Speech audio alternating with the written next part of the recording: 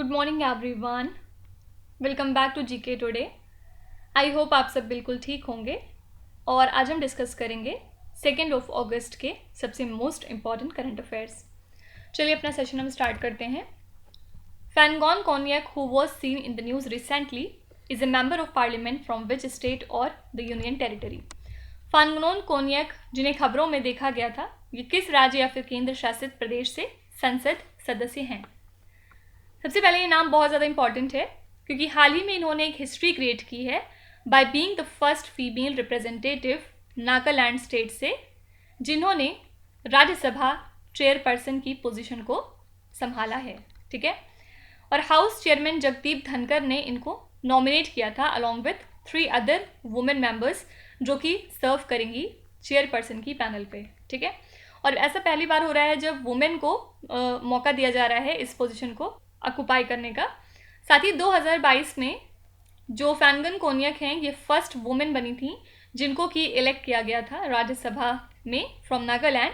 साथ ही ये second women है स्टेट की जिनको कि लोकसभा में इलेक्ट किया गया था, या फिर राज्यसभा में, या फिर किसी स्टेट असेंबली में। ठीक है, तो आपको याद रखना है कि फैनगन कोन्यक ने हाल ही में हिस्ट्री क्रिएट की है by being the first female representative Nagaland state से, जिन्होंने राज्यसभा चेयरपर्सन की पोजीशन को अज्यूम किया है। इसी वजह से ये इंपॉर्टेंट है। कौन से स्टेट को ये बिलोंग करेंगी? आंसर है नागालैंड। ठीक है, कुछ दिनों पहले हमने इसी तरह से एक और फीमेल करंट अफेयर्स पढ़ा था मिशेल बुलक को लेके। मिशेल बुलक क्यों इंपॉर्टेंट है? क्योंकि ये पहली फीमेल हेड बन चुकी हैं ऑस्ट्रेलिया के सेंट्रल बैंक की। ऑस्ट्रेलिया के सेंट्रल बैंक में अब तक कभी नहीं हुआ था कि उनकी जो हेड हैं वो कभी फीमेल रही हूँ, लेकिन ऐसा पहली बार हो रहा है, तो इसलिए इनका नाम इंपॉर्टेंट है। इनका नाम है मिशेल बुलक। फिर यहाँ पे कुछ और अपॉइंटमेंट्स अगर देखें तो देवेंद्र कुमार उपाध्याय जो हैं ये बन चुके हैं हमारे नए chief justice Bombay high court के। ये सारे अपॉइंटमेंट जो हैं बहुत ज़्यादा इंपॉर्टेंट है। इसके अलावा Nisha Biswal is the new deputy CEO of US international development finance corporation. Okay, अब नागालैंड स्टेट की बात करें तो यहाँ पे एक बहुत फेमस फेस्टिवल सेलिब्रेट किया जाता है जिसका नाम है हॉर्नबिल। ये एग्जाम में कई बार पूछा गया है कि हॉर्नबिल फेस्टिवल किस स्टेट का है? आंसर है नागालैंड। फिर यहाँ पे हमने 2 और फेस्टिवल कुछ दिनों पहले ही देखे हैं, जिसमें से पहला है राजा फेस्टिवल, और राजा फेस्टिवल है उड़ीसा स्टेट का। और नेक्स्ट है खर्ची पूजा। खर्ची पूजा के बारे में कुछ दिनों पहले हमने पढ़ा था। खर्ची पूजा फेस्टिवल है त्रिपुरा स्टेट का। ठीक है, फिर अगर नागालैंड की बात करें तो यहाँ के चीफ मिनिस्टर कौन है? निफ्यू रियो, और यहाँ के गवर्नर हैं La Ganesan. Okay, next question है Madhai wildlife sanctuary is located in which state और द यूनियन टेरिटरी। माधई वन्यजीव अभ्यारण्य किस राज्य या फिर केंद्र शासित प्रदेश में स्थित है? तो माधई वाइल्ड लाइफ सेंचुरी एक डेजिग्नेटेड प्रोटेक्टेड रीजन है जो कि लाई करता है गोवा में, और ये सिचुएटेड है in the western Ghats of southern India. हाल ही में जो गोवा बेंच है बॉम्बे हाई कोर्ट की, उन्होंने गोवा गवर्नमेंट को ये इंस्ट्रक्शन दी है कि उन्हें माधई वाइल्ड लाइफ सेंचुरी को अनाउंस करना होगा as a tiger reserve under the wildlife protection act. कब तक? अगले 3 महीनों के अंदर अंदर। ठीक है, ना सिर्फ ये माधई वाइल्ड लाइफ सेंचुरी बल्कि कुछ और भी रीजन्स हैं जो कि मैंशनड है national tiger conservation authority communication and plans में, जिसको भी प्रिपेयर किया था गोवा फॉरेस्ट डिपार्टमेंट ने। ऐसा मानना है बॉम्बे हाई कोर्ट का कि उन्हें ये सारे एरियाज़ को टाइगर रिजर्व डिक्लेयर कर देना चाहिए अगले 3 महीनों के अंदर अंदर, इसीलिए इन्होंने गोवा स्टेट को ये इंस्ट्रक्शन फिलहाल दी है। तो आपको इसलिए याद रखना है कि माधई वाइल्ड लाइफ सेंचुरी की लोकेशन क्या है, ये गोवा में लाई करता है।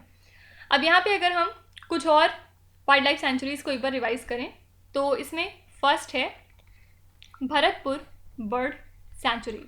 भरतपुर बर्ड सेंचुरी लाई करता है राजस्थान स्टेट में। फिर सेकेंड है चिल्का लेक बर्ड सेंचुरी, और चिल्का लेक बर्ड सेंचुरी है उड़ीसा स्टेट में। इसका नाम चिल्का लेक के ऊपर पड़ा है। चिल्का लेक उड़ीसा स्टेट में ही लाई करती है। फिर थर्ड है चिन्नार वाइल्ड लाइफ सेंचुरी, और ये है केरला स्टेट में। इसके बाद फिर फोर्थ है गिर national park and wild life sanctuary. गिर सब जानते हैं कहाँ पे? गुजरात में। फिर इसके बाद नेक्स्ट है गोविंद वाइल्ड लाइफ सेंचुरी, और ये लाई करती है उत्तराखंड स्टेट में। फिर सिक्स्थ है मधुमलाई सेंचुरी, और मधुमलाई है तमिलनाडु में। और फिर एक और लास्ट है पेरियार वाइल्ड लाइफ सेंचुरी जो कि है केरला स्टेट में। ठीक है, तो ये कुछ डिफरेंट वाइल्ड लाइफ सेंचुरीज हो गए जो आपको याद रखना है, ये एग्जाम में पूछे जा सकते हैं। नेक्स्ट क्वेश्चन है which is the first African country to initiate a debt for nature swap. प्रकृति के बदले ऋण की अदला बदली शुरू करने वाला पहला अफ्रीकी देश कौन सा है?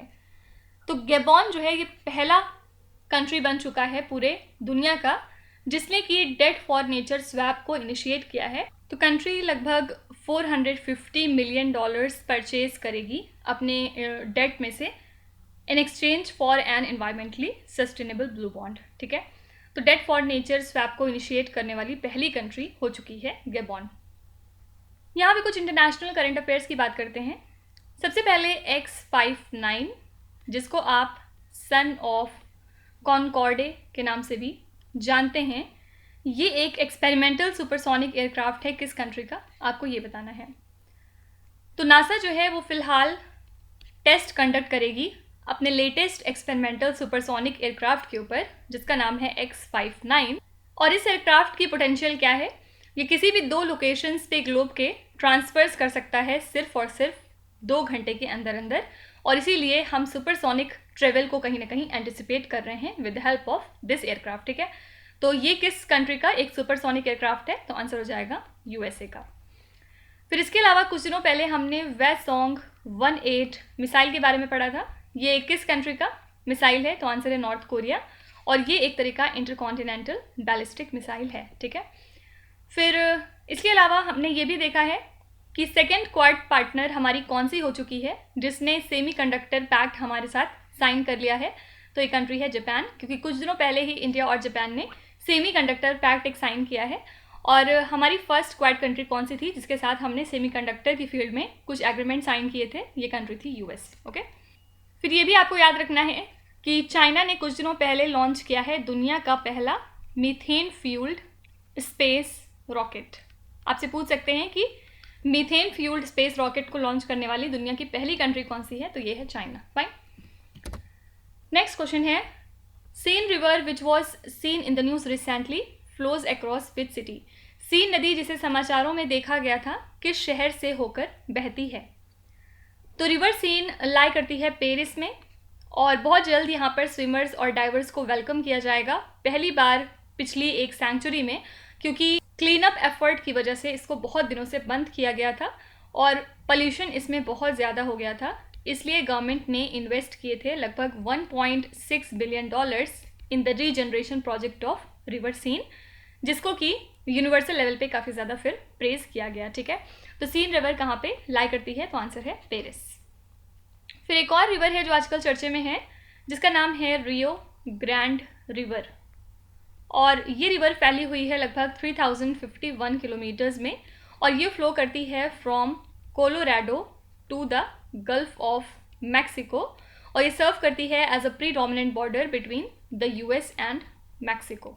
ठीक है, तो हाल ही में US की जो जस्टिस डिपार्टमेंट है उन्होंने एक लॉसूट फाइल किया है against the state of Texas and its Republican governor. किस लिए?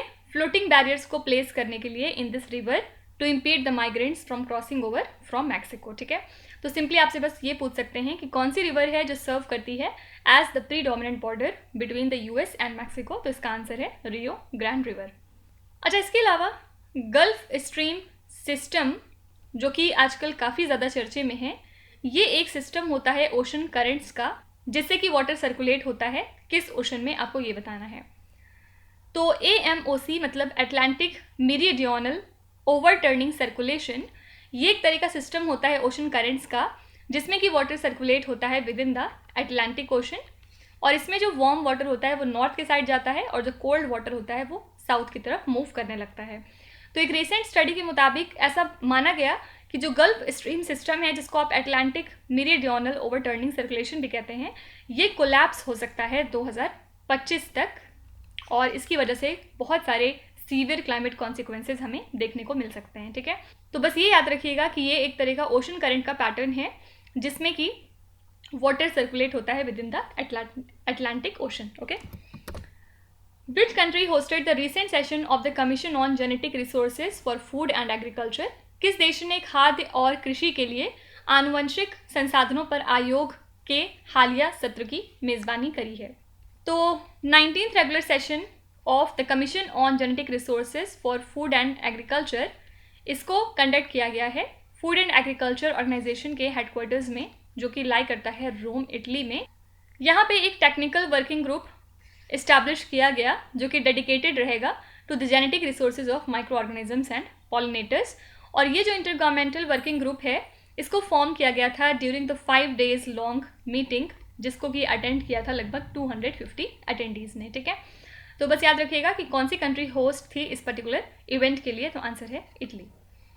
अच्छा, इसके अलावा किस कंट्री ने होस्ट किया हाल ही में इंटरनेशनल एड्स सोसाइटी कॉन्फ्रेंस को ऑन HIV साइंस? तो वर्ल्ड हेल्थ ऑर्गेनाइजेशन ने प्रेजेंट किया updated scientific and normative advice concerning HIV during the 12th international AIDS society conferences on HIV science, जो कि हुई है ऑस्ट्रेलिया कंट्री में। ठीक है, और यहाँ पे यूनाइटेड नेशंस की हेल्थ एजेंसी ने रिक्वेस्ट किया है नेशंस को कि उनको इनकॉर्पोरेट कर लेना चाहिए एमपॉक्स डिटेक्शन को, प्रिवेंशन, केयर एट्सेट्रा को, साथ ही HIV और सेक्सुअली ट्रांसमिटेड इन्फेक्शन प्रिवेंशन हमें लेने चाहिए और कुछ कंट्रोल इनिशिएटिव्स भी। ठीक है, तो किस कंट्री ने होस्ट किया इंटरनेशनल एड्स सोसाइटी कॉन्फ्रेंस को ऑन HIV साइंस? तो ये कंट्री है ऑस्ट्रेलिया। ओके, कुछ और होस्ट एंड कॉन्फ्रेंसेज अगर यहाँ पे देखें तो पिछले दिनों हमने देखा था कि जो एशियन कंट्रीज़ का कॉन्फ्रेंस था ऑन ट्रेडिशनल मेडिसिन, इसको होस्ट किया था इंडिया ने। ठीक है, फिर इसके अलावा एक एक्सरसाइज थी जिसका नाम है ऑपरेशन सदर्न रेडीनेस एक्सरसाइज, इसको होस्ट किया था सीशेल्स कंट्री ने। खास बात क्या थी कि इसमें इंडिया की तरफ से INS सुनैना गई थी पार्टिसिपेट करने। ओके, फिर इसके अलावा मीडियम 2023 का जो एग्जीबिशन था इसको होस्ट किया दुबई सिटी ने। इसका फुल फॉर्म क्या है? Middle East international dermatology and aesthetic medicine conference and exhibition. ठीक है, तो इसको होस्ट किया था दुबई में। बदगिर्स are chimney like structures which are indigenously designed in which country? बदगिर चिमनी जैसी संरचनाएं हैं जिन्हें किस देश ने सरलतापूर्वक डिजाइन किया है? तो ईरान की जो डेजर्ट सिटी है जिसका नाम है यज़्द, यहाँ पे जो रहने वाले लोग हैं इन्होंने इंजीनियसली डिज़ाइन किया है एक टॉल चिमनी लाइक स्ट्रक्चर, जो कि आप कह सकते हैं कि विंड कैचर्स हैं, और ये जो है कूलिंग हवा को अंदर लेके आएंगे जिससे कि जो वहाँ पे रहने वाले लोग हैं उन्हें काफ़ी आसानी होगी फ्रॉम द एक्सट्रीम हीट, क्योंकि यहाँ पे टेम्परेचर यूजुअली समर्स में 40 डिग्री सेल्सियस प्लस हो जाता है। और ये जो आर्किटेक्चरल मार्वल्स हैं ये सस्टेनेबल हैं, साथ ही इको फ्रेंडली अल्टरनेटिव हैं हमारे एनर्जी कंज्यूमिंग एयर कंडीशनर्स का, और दोनों ही लिहाज से मतलब कॉस्ट इफेक्टिव भी हैं, साथ ही कार्बन फ्री होने की वजह से काफ़ी ज़्यादा फ़ायदेमंद हैं। ठीक है, तो ये जो स्ट्रक्चर्स हैं ये सबसे पहले क्यों डेवलप किया जा रहा है? ताकि ठंडी हवा अंदर आ सके और हमें AC को रिप्लेस करने का कुछ मीडियम मिल सके। ठीक है, और इसको डेवलप किस कंट्री ने किया है? तो आंसर है ईरान। देखिए, इसके अलावा हाल ही में एक रिसर्च पेपर पब्लिश हुआ है in the biological reviews of Cambridge philosophical society, जिसमें उन्होंने ये बताया कि जो प्लैनेट का 6th मास एक्सटिंक्शन है, जो कि ह्यूमन एक्टिविटीज़ की वजह से कहीं ना कहीं फ्यूल हो रहा है, इसकी वजह से रैपिड बायोडाइवर्सिटी इम्बैलेंस हमें देखने को मिल सकता है। और 71,000 एनिमल स्पेशीज़ को स्टडी करने के बाद इन्होंने ये बताया कि ये जो मास एक्सटिंक्शन है ये बहुत ज़्यादा सीवियर होने वाला है, जितना कि हमने सोचा भी नहीं होगा। ठीक है, तो इसमें बहुत सारे स्पेशीज़ को स्टडी किया गया like mammals, bird, reptiles, amphibians, insect etcetera. Okay, तो आपसे पूछ सकते हैं कि रिसेंट रिसर्च के मुताबिक किस मास एक्सटिंक्शन को ये एक्सपेक्ट किया जा रहा है कि बहुत ज़्यादा सीवियर हो सकता है, जितना कि हमने एंटिसिपेट किया है? तो आंसर हो जाएगा 6, क्योंकि ये 6th मास एक्सटिंक्शन रहने वाला है। ठीक है, और इसके अलावा खेलो इंडिया का जो national programme for development of sport scheme है, ये कब इम्प्लीमेंट हुई थी? तो ये एक तरह की सेंट्रल सेक्टर स्कीम है जिसको कि इम्प्लीमेंट किया गया है सिंस 2016, और promotion of rural and indigenous tribal game ये सब कॉम्पोनेंट है इस स्कीम का। इसमें डिफरेंट तरह के इंफ्रास्ट्रक्चर डेवलपमेंट के बारे में बात होगी और इक्विपमेंट सपोर्ट की, साथ ही साथ कोच के अपॉइंटमेंट की, कोच के ट्रेनिंग की और एथलीट स्कॉलरशिप्स की। ठीक है, तो हो सकता है आपसे बस ये पूछ लें कि खेलो इंडिया का जो प्रोग्राम है national programme for development of sport scheme, ये किस साल से इंप्लीमेंट हो रहा है? तो आंसर है 2016। नेक्स्ट क्वेश्चन बहुत ज़्यादा इंपॉर्टेंट है, ये एग्जाम में डेफिनेटली पूछा जा सकता है। What are the denominations of the commemorative coins to mark the India's G20 presidency? Bharat की G20 अध्यक्षता को चिन्हित करने के लिए स्मारक सिक्कों का मूल्य क्या है? तो इंडिया की G20 प्रेसिडेंसी को ऑनर करने के लिए गवर्नमेंट ने 2 तरह के स्पेशल कमेमोरेटिव कॉइन्स को अनवील किया है, जिनकी वैल्यू 100 और 75 रुपीज़ है। ओके, दोनों ही कॉइन्स के बारे में क्या क्या फीचर्स स्पेशल हैं? सबसे पहले इनका स्टैंडर्ड वेट रहेगा 35 ग्राम्स ईच का। साथ ही इनका जो डायमीटर है वो 44 मिलीमीटर्स पे रहने वाला है। और दोनों ही कॉइन्स में क्या चीज़ें इनक्रिप्ट होंगी, तो इसमें law and capital of Ashok pillar होगा सेंटर में। साथ ही इसके नीचे सत्यमेव जयते का स्लोगन होगा। और उसके अलावा लेफ्ट साइड पे आप देखेंगे तो भारत टाइप्ड होगा इन देवनागरी स्क्रिप्ट और राइट साइड में इसके इंडिया लिखा होगा इंग्लिश में। ठीक है, तो इतनी सारी चीज़ें इस कॉइन्स में मौजूद रहेंगी। और ये जो कॉइन्स हैं ये कितने डिनोमिनेशन के रहेंगे, तो आंसर है 75 एंड 100 रुपीज़। ये क्वेश्चन बहुत ज़्यादा इंपॉर्टेंट है, हो सकता है इसका वेट पूछ लें, हो सकता है इसका डायमीटर भी पूछ लें। अब G20 की बात करें, यहाँ पे कुछ चीज़ें देखते हैं जिसकी वजह से G20 आजकल चर्चे में है। सबसे पहले G20 की जो डेवलपमेंट मिनिस्टर्स मीटिंग है इसके लिए होस्ट सिटी है वाराणसी।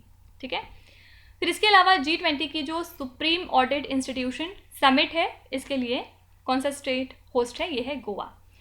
फिर इसके अलावा जो सेकेंड G20 की anti corruption working group meeting है इसके लिए होस्ट है ऋषिकेश, जो कि उत्तराखंड में लाई करता है। ये कुछ रिसेंट मीटिंग्स हैं G20 की जिनका वेन्यू आपके लिए बहुत इंपॉर्टेंट है जानना।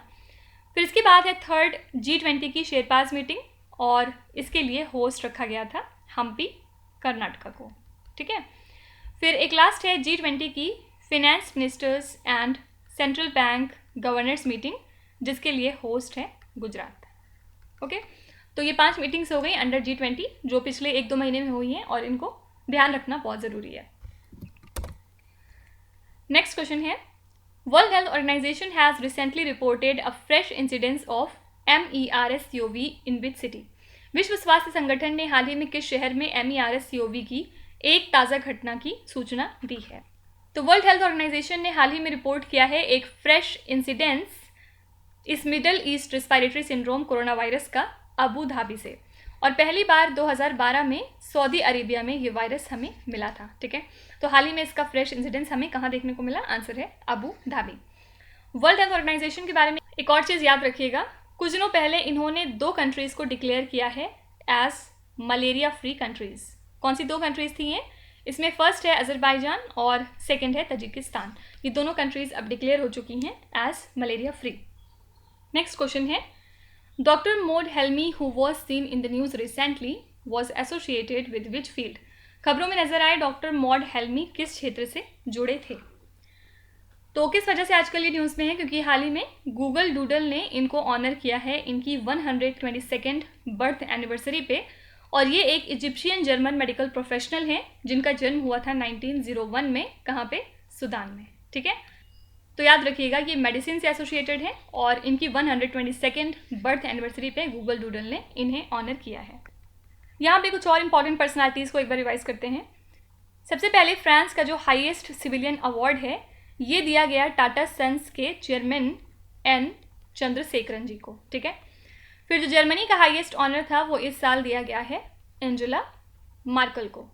ओके, और ये बात हम बहुत बार पढ़ चुके हैं कि ऑर्डर ऑफ द नाइल जो कि इजिप्ट का ऑनर है ये दिया गया नरेंद्र मोदी जी को। फिर इसके अलावा हमारे जो चीफ मिनिस्टर हैं उत्तर प्रदेश के मिस्टर योगी आदित्यनाथ, इनको मिला है भारत रत्न डॉक्टर अंबेडकर अवार्ड। और एक अवार्ड जो आपके एग्जाम में बहुत ज़्यादा पूछा जाता है वो है इंटरनेशनल बुकर प्राइज़। इस साल का इंटरनेशनल बुकर प्राइज़ दिया गया जॉर्जी गॉस्पोडनोव को। इनकी कंट्री भी आपको ध्यान में रखनी है और ये कौन सी कंट्री को बिलोंग करते हैं, तो ये बल्गेरिया कंट्री से हैं। इसी के साथ ये पहले बल्गेरियन हैं जिनको ये अवार्ड दिया गया। ठीक है, नेक्स्ट क्वेश्चन है, इंडियाज NSIL is scheduled to launch PSLV C56 mission with the primary payload of which country.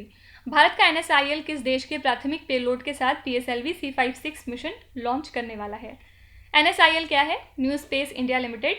ये एक कमर्शियल आर्म है हमारे इसरो की और इन्होंने हाल ही में अपना second consecutive commercial space mission reveal कर दिया है जिसका नाम है PSLV C56 मिशन और इसको लॉन्च किया गया है 31 जुलाई को। ठीक है, ये जो मिशन है इसका प्राइमरी पेलोड है DSSAR सैटेलाइट जो कि सिंगापुर के defence science and technology agency का है।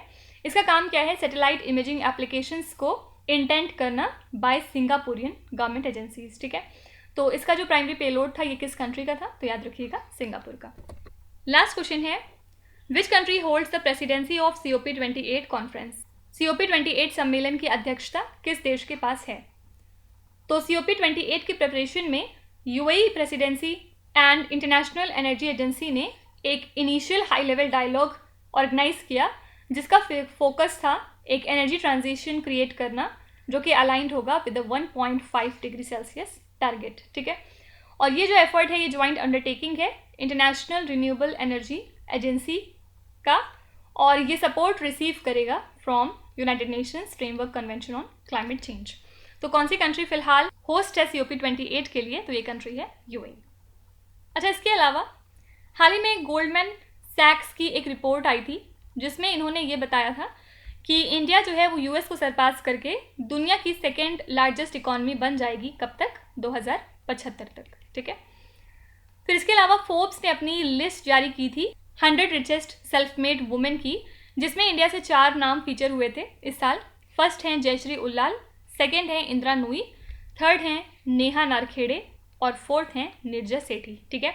इनकी रैंक की बात करें तो जयश्री उल्लाल की रैंक थी 15, फिर इसके बाद इंदिरा नूई की रैंक थी 77, फिर नेहा नारखेड़े की रैंक थी 50th और निर्जा सेठी की रैंक थी 25th। और इसमें फर्स्ट पोजीशन पे कौन थी? ये हैं डियाने हैंड्रिक्स, ओके। तो ये भी लिस्ट थोड़ा सा ध्यान में रखिएगा। आपको बताना है इसके अलावा कि जो 2023 का global multi dimensional poverty index था, इसको किन 2 ऑर्गेनाइजेशन या इंस्टीट्यूशन ने मिलकर रिलीज़ किया है। तो सब लोग अपने जवाब कमेंट्स में मेंशन करेंगे। तो ये हो गए हमारे आज के सभी इंपॉर्टेंट करंट अफेयर्स, और अब हम चलते हैं हमारी क्विज पे, जहाँ पर आपको स्क्रीन पे 5 क्वेश्चंस दिखाई दे रहे होंगे। ये क्वेश्चन सब पीछे कहीं ना कहीं डिस्कस कर चुके हैं ऑलरेडी। तो यहाँ पर वीडियो को पॉज करिए, ध्यान से सारे क्वेश्चन को पढ़िए। इनमें से आपको जितने भी आते हैं आप उनका जवाब कमेंट्स में मेंशन कर सकते हैं, और जो आपको नहीं आते कोई बात नहीं, विद टाइम डेफिनेटली आपका स्कोर इंप्रूव करेगा। फिलहाल आप अपने दूसरे फ्रेंड्स के आंसर्स को टैली करके वहाँ से याद रख सकते हैं for future, okay. So that's it for today. I hope you have like the session. आज का सेशन आपको कैसा लगा ज़रूर बताइएगा कमेंट्स में। साथ ही साथ आपका कोई भी रिव्यू है, फीडबैक है या फिर सजेशन है तो वो भी आप हमें बता सकते हैं। हमें जानकर खुशी होगी और हम पूरी कोशिश करेंगे उसको इम्प्लीमेंट करने की। तो कल फिर हम मिलेंगे सेम टाइम सेम जगह कल के करंट अफेयर्स के साथ। Till then stay tuned. Thank you so much for watching and please do not forget to subscribe to GK Today. With this, Meenus Hatsana signing off.